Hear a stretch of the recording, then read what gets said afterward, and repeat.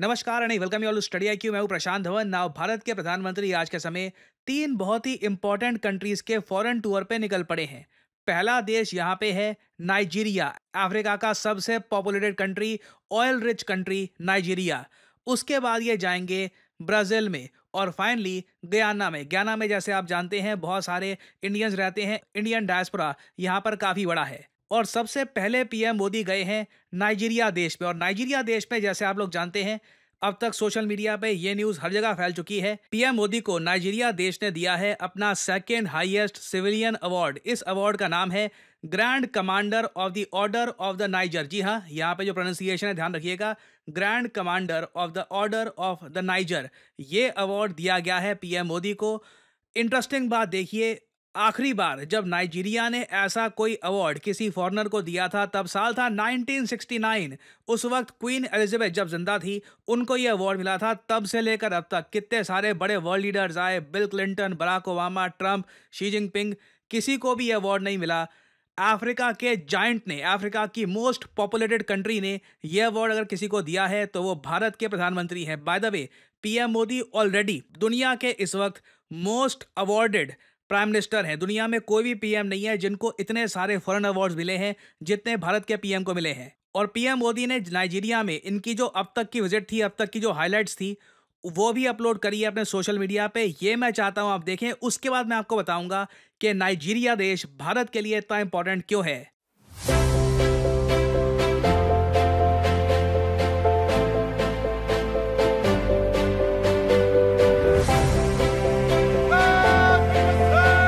17 years के बाद भारत के प्रधानमंत्री की ये यात्रा है।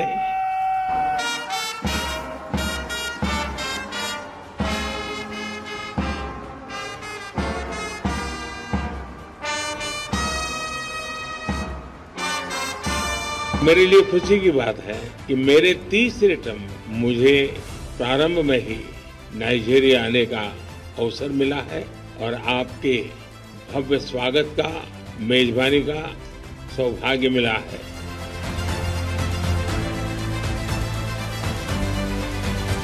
मुझे विश्वास है कि आज की हमारी वार्ता से हमारे संबंधों में नया अध्याय जुड़ेगा और हम मिलकर वैश्विक स्तर पर ग्लोबल साउथ की प्राथमिकताओं को उजागर करते रहेंगे और हमारे संयुक्त प्रयासों से सफलता भी मिलेगी। मैं इस सम्मान को विनम्रता और आदर भाव से स्वीकार करता हूं और इस सम्मान को 140 करोड़ भारतवासियों और भारत नाइजीरिया की गहरी मित्रता को समर्पित करता हूं। नाउ यहाँ पे आपने देखे दृश्य अबूजा के। अबूजा जैसे आप जानते हैं कैपिटल है नाइजीरिया देश की। नाउ नाइजीरिया अपने आप में बहुत ही सुंदर देश है। बहुत कुछ बोल सकता हूँ इस कंट्री के बारे में मैं। आबादी वैसे मैं आपको ये बता दूं, नाइजीरिया देश की आबादी ना 22-23 करोड़ के आसपास है। जितने पूरे पाकिस्तान की आबादी है उतने नाइजीरिया की आबादी है। मगर प्रॉब्लम देखिए ये है, देखो मैं बहुत सारी बातें यहाँ पे कर सकता हूँ नाइजीरिया के कल्चर के बारे में। रिसेंटली ये भी एक काफ़ी अच्छी न्यूज़ आई है कि सिंस बहुत सारे इंडियन लोगों ने, प्राइमरली मराठी लोगों ने नाइजीरिया में बिजनेस किया है। बहुत सारे मराठी लोगों की आपको एक कम्युनिटी भी मिलेगी आपको नाइजीरिया में। उनका इन्फ्लुएंस इतना बढ़ चुका है कि नाइजीरिया ने रिसेंटली मराठी लैंग्वेज को एक क्लासिकल लैंग्वेज का भी ऑनर दिया है। पीएम मोदी ने इस बात को लेकर थैंक यू किया है नाइजीरिया की सरकार का। ये सब चीज़ें अपनी जगह है, मगर नाइजीरिया को मैं जब भी देखता हूं ना from a Jio political perspective, तो माइंड में एक ही चीज आती है और आपके भी माइंड में एक ही चीज आनी चाहिए, वो है oil. Nigeria means pretty much oil. और ये बात सिर्फ मैं नहीं कह रहा, आप नंबर्स को देखो, डेटा को देखो, तो नाइजीरिया का 90%, सुन के देखना, 90% जो इनका रेवेन्यू है ये सिर्फ ऑयल बेच के आता है। इस पूरे देश में देखिए जो ज़मीन है ये इतनी फर्टाइल है नहीं, कोई इंडस्ट्री ये लोग सेटअप नहीं कर पाए। करप्शन का भी इशू रहा है काफ़ी लंबे समय से यहाँ पर। मगर किस्मत अच्छी है इस देश की कि यहाँ पर क्रूड ऑयल अवेलेबल है जिसको बेच बेच के सरकार का रेवेन्यू आता है। इधर आप देख पाएंगे article, Nigeria relies on oil production for about 2/3 of government earnings and 90% for its foreign exchange income. जो भी विदेशों से ये कमाते हैं कुछ और नहीं बेचते, कुछ इनका सॉफ्टवेयर या फिर कुछ और मैन्युफैक्चरिंग आइटम्स, कुछ नहीं। बाहर से जो भी पैसा आता है 90% वो ऑयल बेच के आता है। सरकार का 2/3 जो पैसा आता है, बाकी इनकम टैक्स से भी आता है ऑब्वियसली, बट सरकार का भी जो मेजोरिटी पैसा है ये क्रूड ऑयल से आता है। क्रूड ऑयल के दाम जब बढ़ते घटते हैं, नाइजीरिया की आबादी को इसका एक हैवी इम्पैक्ट फेस करना पड़ता है। और जब भी मैं नाइजीरिया को देखता हूँ, जो यहाँ पे ऑयल के रिजर्व्स हैं, इनके नंबर्स देखता हूँ, बाय द वे अगर हम बात करें ना प्रूवन ऑयल रिजर्व्स की, तो नाइजीरिया में आप कह लीजिए रशिया के मुकाबले 1/3 ऑयल रिजर्व्स हैं, जो बुरा नहीं है। मतलब नाइजीरिया के पास भी बहुत सारा ऑयल है। और मेरा पर्सनली आप अगर मुझसे पूछे, मेरा मानना यह है कि इंडिया को अपना 40, इवन आई मीन एटलीस्ट 30% जो ऑयल है ये नाइजीरिया से परचेज करना चाहिए। रीज़न मैं आपको बताऊं क्या है। देखो, रशिया के साथ एक प्रॉब्लम हमेशा रहेगी। रशियंस को ना हम लोग सामान बड़ी मुश्किल से बेच पाएंगे। मैं आपको पहले बता चुका हूँ, व्लादिमीर पुतिन चाहे भारत के बारे में जो भी अच्छी बातें कहे, आम रशियन के माइंड में इंडिया एक बहुत ज़्यादा बैकवर्ड पुअर टाइप का कंट्री है। आप, मैंने पहले भी इसके बारे में कहा है, कभी यूट्यूब पे सर्च करिएगा what Russians think about Indians. Recently मैं चेक कर रहा था कि ऐसी वीडियो पर लोगों ने वहाँ पे कमेंट कर रखी थी कि I came from Prashant Dhawan sir's video, और लोग काफ़ी शॉक थे ये जानकर के रशियंस किस तरीके से देखते हैं भारत को। तो अगेन देखो, मैं बहुत प्रैक्टिकल तरीके से बात कर रहा हूँ। रशिया को ना एक्सपोर्ट कर पाना बड़ा मुश्किल होगा, और रशिया के साथ जब भी हम ट्रेड करेंगे, ऑयल परचेज करेंगे, ट्रेड डेफिसिट भारत के अगेंस्ट ये बढ़ता रहेगा। नाइजीरिया के सामने हमारी ये एक अपॉर्चुनिटी है कि इनके यहाँ कुछ भी नहीं है, कुछ इंडस्ट्री वगैरह कुछ इतनी खास है ही नहीं। हम इनको बहुत कुछ एक्सपोर्ट कर सकते हैं और ये हमसे खरीद भी लेंगे। और अगर यहाँ पे आप ये पूछ रहे हैं मगर नाइजीरिया के साथ ट्रेड में तो डॉलर का इशू आएगा ना, नहीं। नाइजीरिया देखिए ब्रिक्स में एंट्री चाहता है। नाइजीरिया ने यह भी कह दिया है कि लोकल करेंसी सेटलमेंट्स में हम ट्रेड करने को तैयार हैं। आप अपना रुपये लाइए, हम लोग जो अपनी करेंसी है नायरा वो लाएंगे, ट्रेड करते हैं। और ऐसा नहीं है कि नाइजीरिया की करेंसी बहुत ज़्यादा स्ट्रांग है।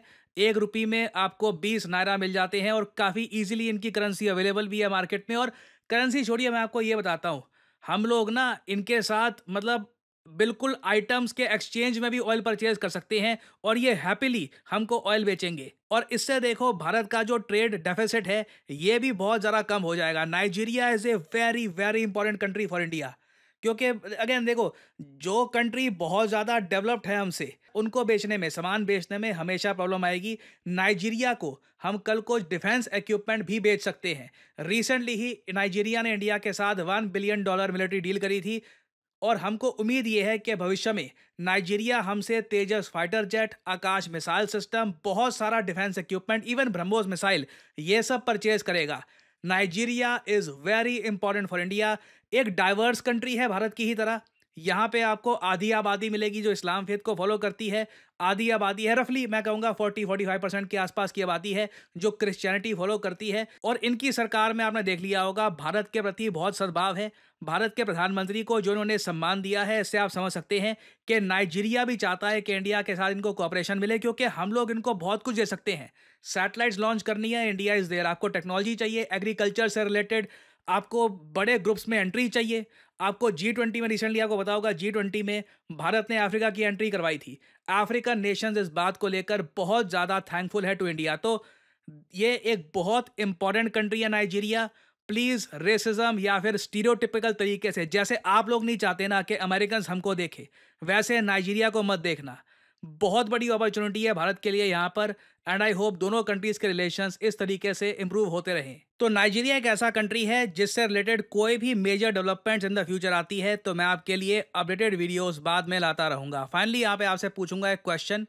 देखिए, इस टॉपिक पर मैंने वीडियो बनाई थी, मिलियन लोगों ने वीडियो देखी, और इवन हमारे देश की जो वित्त मंत्री है निर्मला सीतारमन जी, इन्होंने भी इस टॉपिक पर ट्वीट करी है। आपको बताना है यहाँ पर कि यूएस प्रेसिडेंट ट्रंप ने हाल ही में किसको चुन लिया है, किसको नॉमिनी बना दिया है डायरेक्टर ऑफ नेशनल इंटेलिजेंस का। मतलब कि ये यूएसए में जो भी इनकी इंटेलिजेंस एजेंसीज हैं सबको ओवरसी करेगी। बहुत ही ज़्यादा पावरफुल पोजीशन है।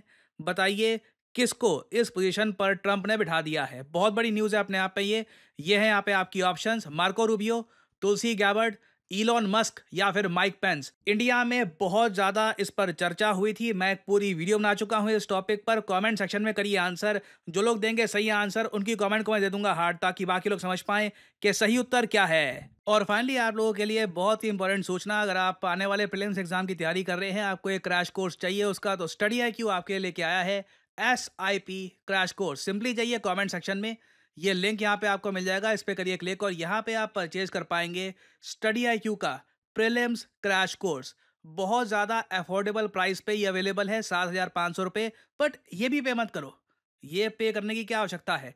यहाँ पे लिखा है ना 3 ऑफर्स अवेलेबल, इधर क्लिक करिए और यहाँ पे आपसे कोड मांगेंगे। कोड यहाँ पे डालिए PD10 और प्राइसेस और गिर जाएंगे सिर्फ 6,000 रुपये में। 9 महीने की वैलिडिटी के साथ आप ये कोर्स कर सकते हैं परचेज। एक बहुत इंपॉर्टेंट क्रैश कोर्स है जिसमें जल्दी से आपकी यूपीएससी की प्रिपरेशन कराई जाएगी, ताकि आप आने वाले एग्जामिनेशन के लिए खुद को प्रिपेयर कर पाएं। यहाँ पे आपको पीपीटी नोट्स, CSAT वर्कशॉप, बहुत कुछ मिलता है। डिसिप्लिन एक कोर्स है प्रॉपर। सो एनरोल करिए इसमें to properly prepare for your UPSC examination. So इसी नोट के साथ ये है वीडियो कांत। Thank you for listening and as I always say, may the gods watch over you.